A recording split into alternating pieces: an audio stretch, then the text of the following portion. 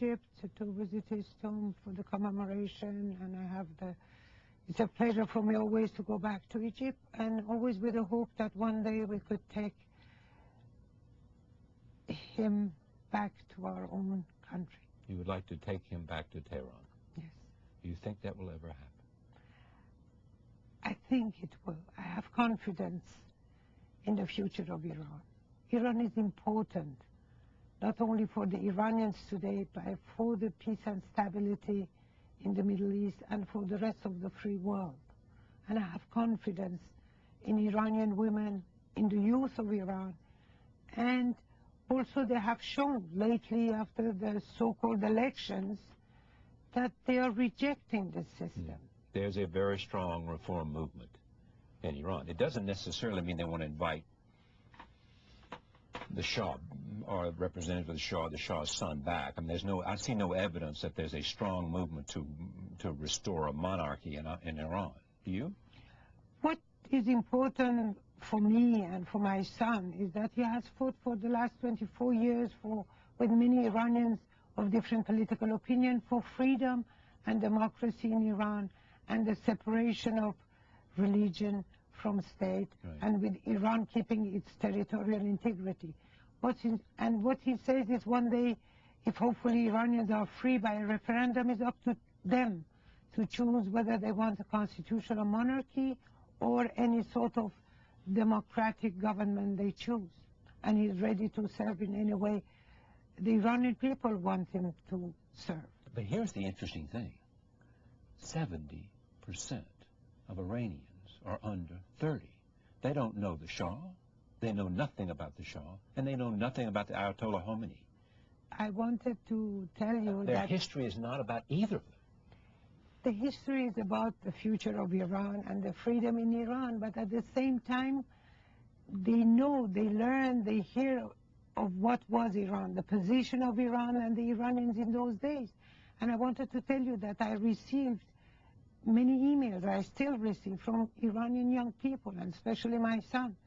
They were all born after the revolution, or they were very young, and they are very affectionate letters.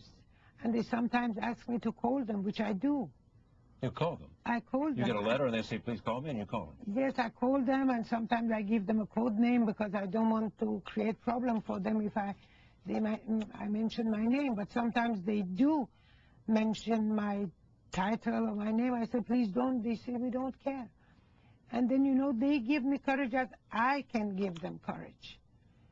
And they say, for instance, well, my parents were very much in favor of the Shah and the system, and since I was brainwashed in school, I thought that they are counter-revolutionary and not good Muslim. Now I realize.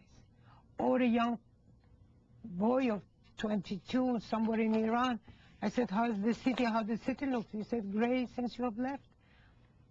And so it shows that, you know, the seeds that you have planted with love, they don't disappear, in spite of all which has been said and they are saying today. You know what the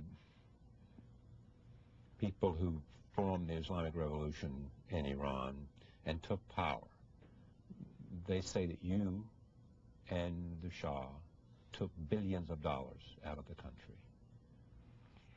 Well, I wanted you to know, and everybody else, that the Shah was an honest man. He cared only for his country and his people, and my conscience is clear.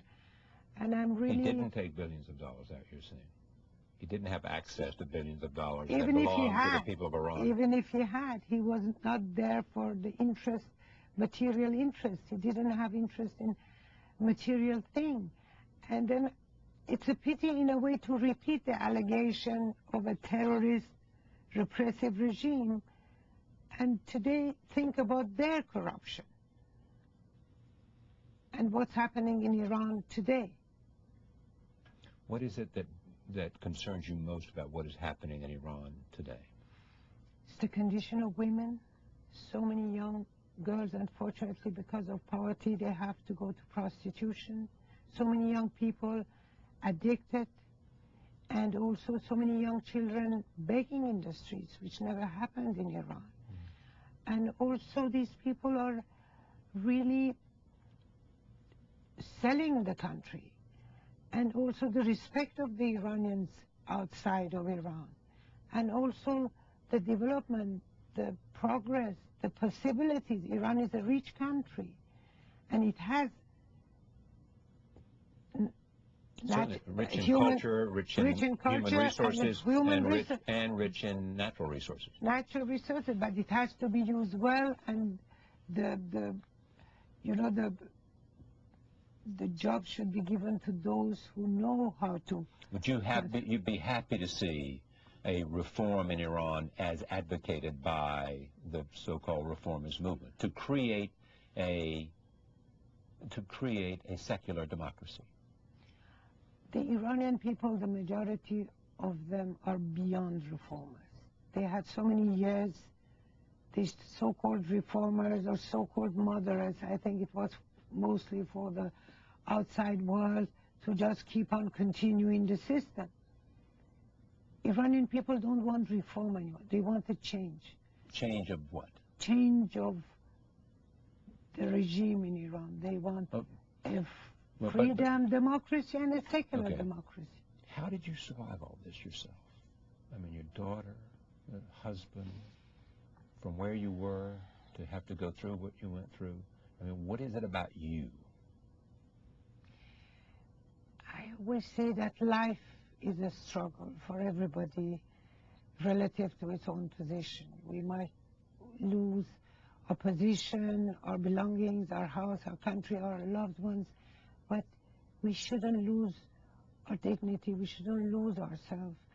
And I have used all the means that could keep me going on, and especially my fight against the negative things of life and the evil, which I consider this regime.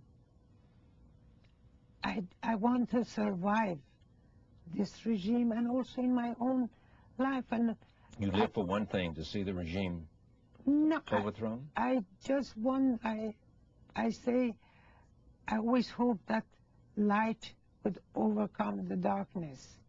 And I use all the things that life gave me, which I'm grateful for, whether the affection and friendship of so many people I have met around my trips around the world, the letters they wrote to me. I did a lot of sport because I believe in that. It helped me. I read all the books about how to feel better. I listened to all the cassettes. Music helped me. Literature helped me. I use everything. The sky, the sunshine, the birds, the flowers, and I say thank you, and it gives me energy. Yeah. And I will go on. I hope.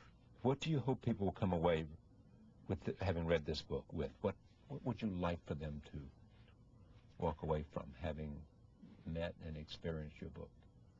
Well, frankly, I will leave it up to the readers to decide what they get out of my book.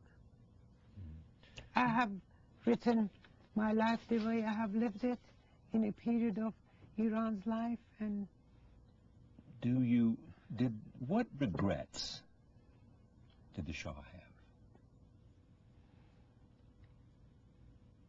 He had said also in his books that with hindsight, maybe the political participation that he wanted to bring about after Iran makes some progress on development, and also to solve the problem of illiteracy and slowly open up to more political participation.